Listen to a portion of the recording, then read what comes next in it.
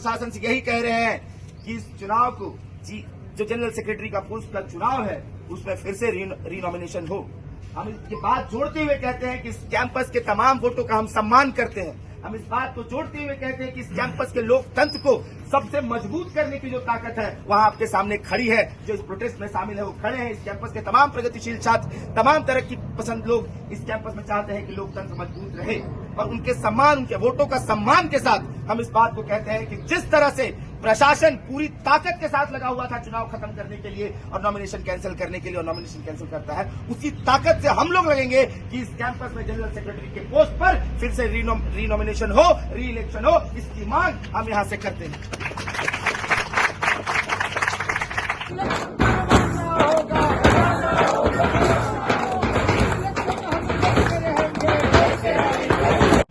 ABP अपनी पूरी ताकत झोंकता है, वो चुनाव लड़ने के लिए नहीं झोंकता है, वो लोकतंत्र को इस कैंपस में खत्म करने के लिए अपनी ताकत झोंकता है। इस कैंपस में छात्रों की आवाज ना गूंजे, आवाज ना आए, मुद्दे सामने ना आए, इसके लिए वो ताकत झोंकता है और उसी के तहत हमारी साथी का नॉमिनेशन को रद्द किया जाता है।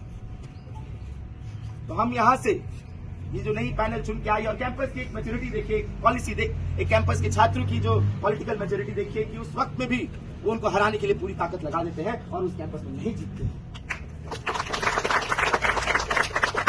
लेकिन हम यहां से खामोश रहने वाले लोग हैं नहीं। हम लोग चुनाव जीत कर आए हुए लोग हैं, हम उनको हरा कर आए हुए लोग हैं।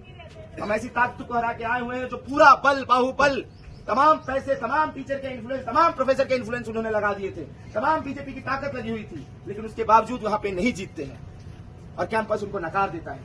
लेकिन आज ये लड़ाई इस बात की है कि हमारी साथी का जो नॉमिनेशन कैंसिल हुआ है, जो जीआरसी में गया और जीआरसी एक संघीय जीआरसी जिसको हम मानने से इनकार यहां से करते हैं कि हम उनको नहीं मानते हैं कि किस तरह का आप हमला हम पे कर रहे हैं। हम इस हमले के खिलाफ है और हमले के खिलाफ हम यहां पर खड़े हैं और यहां पर बोलने के लिए आए हैं।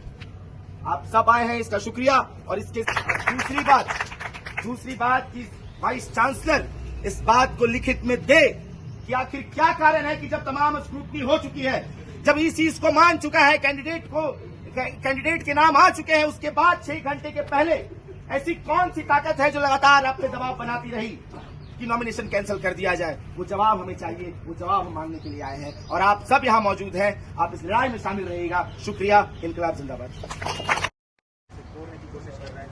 हर एक आवाज जो खिलाफ बोल रही है, कितने बोल रहे हैं, उनको कैसे दबाया जा रहा है, टारगेटिंग किया जा रहा है, हम उसके लिए संघर्ष करेंगे। और ये जो आने वाले ये जो चुन के आया है यूनियन, इसकी 2 डिमांड है। पहली जो डिमांड है कांग्रेस स्वास्थ्य के लिए, एक तो रीनॉमिनेशन कराया जाए जनरल सेक्रेटरी जो पोस्ट है, क्योंकि 7 घंटे पहले रात को ये पहली बार जेएनयू में हुआ है कि किसी का कैंडिडेचर कैंसिल हुआ। और ये सब व्यक्तिगत लड़ाई नहीं है, ये राजनीतिक लड़ाई है कि कैंपस की जो डेमोक्रेसी है उसको बचाने की लड़ाई है और इस लड़ाई को आगे उनको जारी रखना है ताकि ये बार बार जो कोशिश हो रही है इसको हम एक करारा जवाब दे सकें। और एक जो डिमांड है कि जनरल सेक्रेटरी के पोस्ट में चुनाव बहाल हो, इससे हो। साथियों, जिस तरीके से कांग्रेस पार्टी के साथ हुआ है, किसी और के साथ हो सकता है। जिस तरीके से एक महिला स्टूडेंट को टारगेट किया गया है, बार बार टारगेट किया गया है।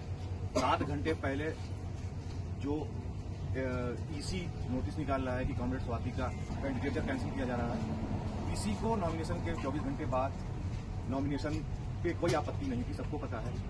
7 घंटे पहले नोटिस निकालना, हमारा एक यही सवाल है कि किसके दबाव में और क्यों कांग्रेस पार्टी का नॉमिनेशन कैंसिल किया गया है, वो सवाल हम इनसे पूछने वाले हैं। और हमें लिखित में दे कि क्या रीजन रहा है, क्यों कैंसिल किया गया है, जबकि कोर्ट से सारा मामला क्लियर था। तो हम कांग्रेस पार्टी के साथ हैं। लड़े चलो।